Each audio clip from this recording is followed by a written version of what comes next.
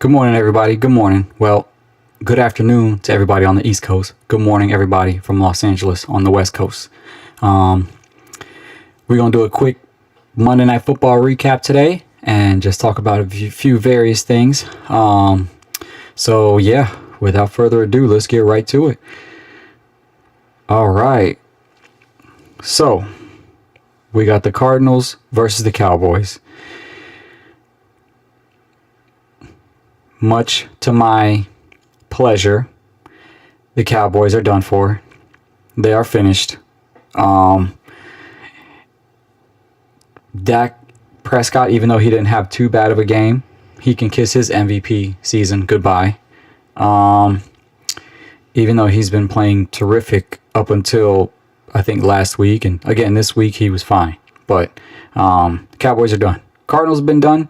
But let's just go through a little bit of the numbers here. The Cardinals won 27-17, 23 first downs. The Cowboys 22, 221 passing yards to the Cowboys 210, 119 rushing yards, 123, and there you have it.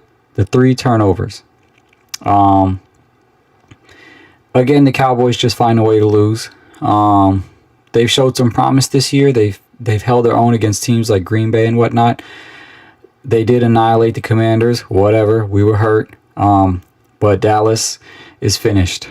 And I see that Jerry Jones did make a trade for a linebacker. But, I mean, that's not going to do anything this year. They need to overhaul that whole defense. And honestly, this is what we expect of the Cowboys.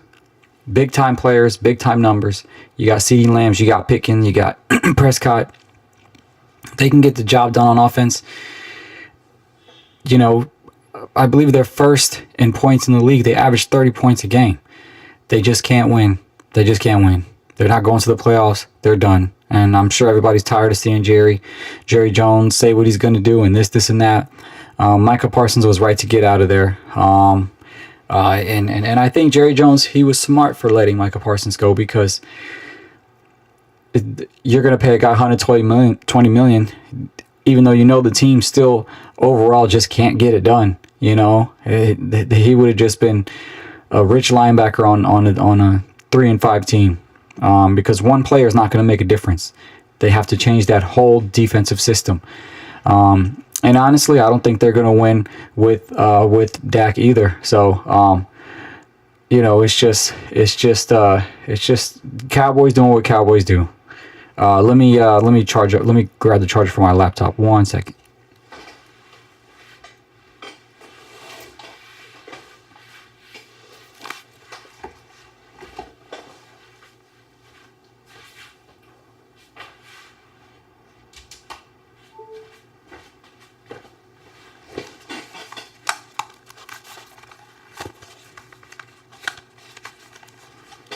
Crisis averted. All right.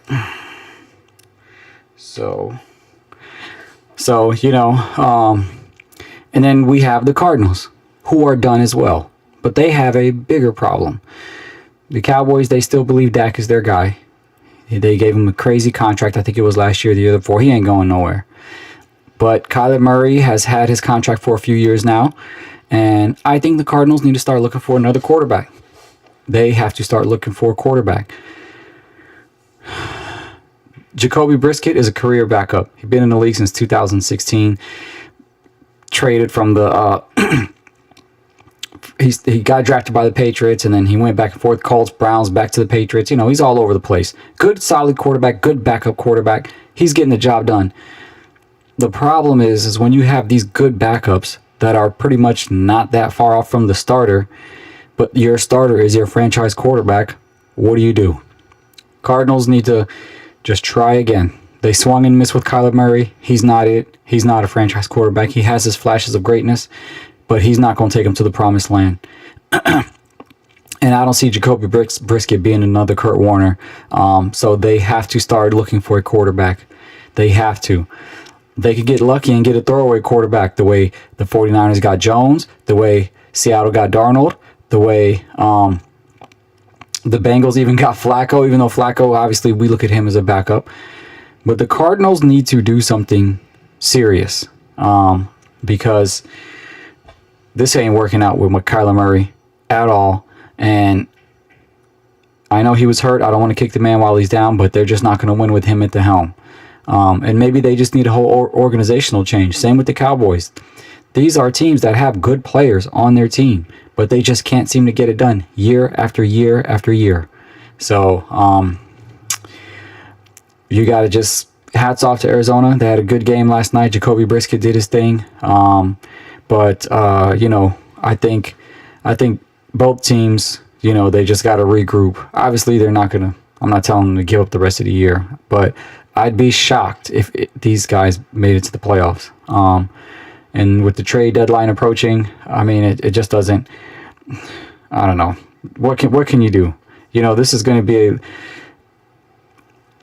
they don't want to admit it because they paid so much money, the Cowboys and the Cardinals, but they are in a real rebuilding phase. They are not in a win-now phase, especially the Cardinals. Maybe Dallas can make a few tweaks on defense, but okay, they got Lamb, they got Pickens, they got Prescott. They're going to put up 30 points a game, but they're not going to win. So they have to make some serious changes. But enough about that. Speaking of another team that is kind of out of the loop, we got my Commanders, and Dan Quinn. He finally admitted, I'm not going to say finally, but he said he's been thinking about it all day, all night, as to why he kept Daniels in the game.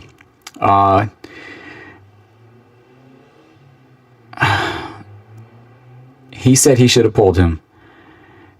Do you guys think do you think he made a mistake by keeping Daniels in that long? Obviously, hindsight is 20/20. Me as a Commanders fan, I think they did make a mistake. I think they should have pulled him, But if you look around the league, a lot of players, a lot of coaches let their star players play.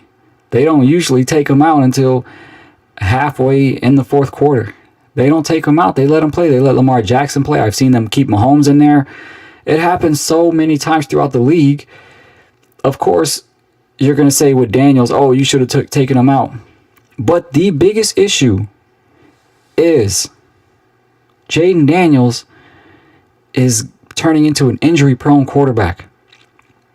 He is a remarkable talent. He is the heartbeat of the team.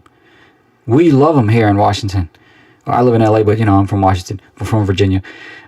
He is the shining light quarterback that we all have been looking for. But now everybody in the comments are talking about RG3. He's RG3 2.0. First of all, y'all got to stop putting that curse on him.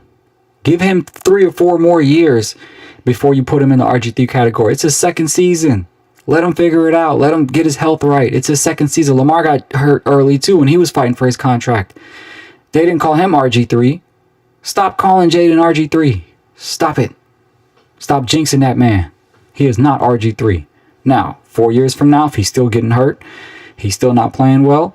I mean, he's always played well, but then we can start having that conversation. But this is the problem with the internet. They are so quick to down a quarterback, especially when Jaden Daniels was doing so well. He is the truth. But the issue is he is a very slender quarterback.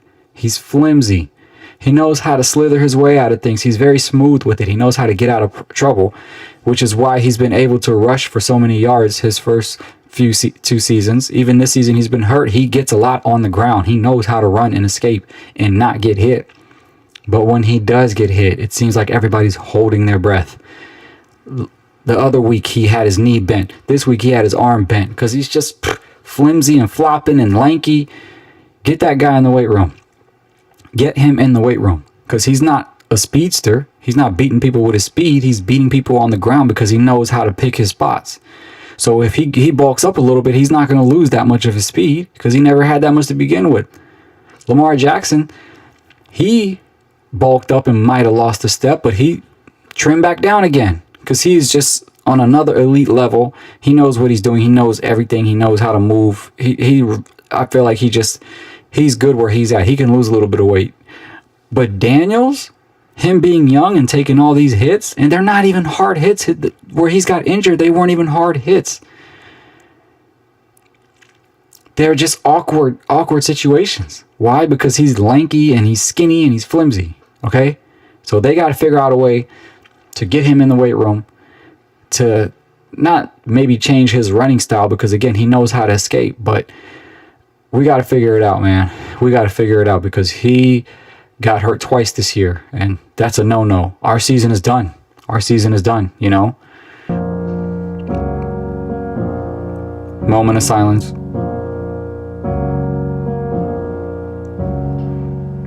You know, done. Oh, here's my other one. Here's my other one.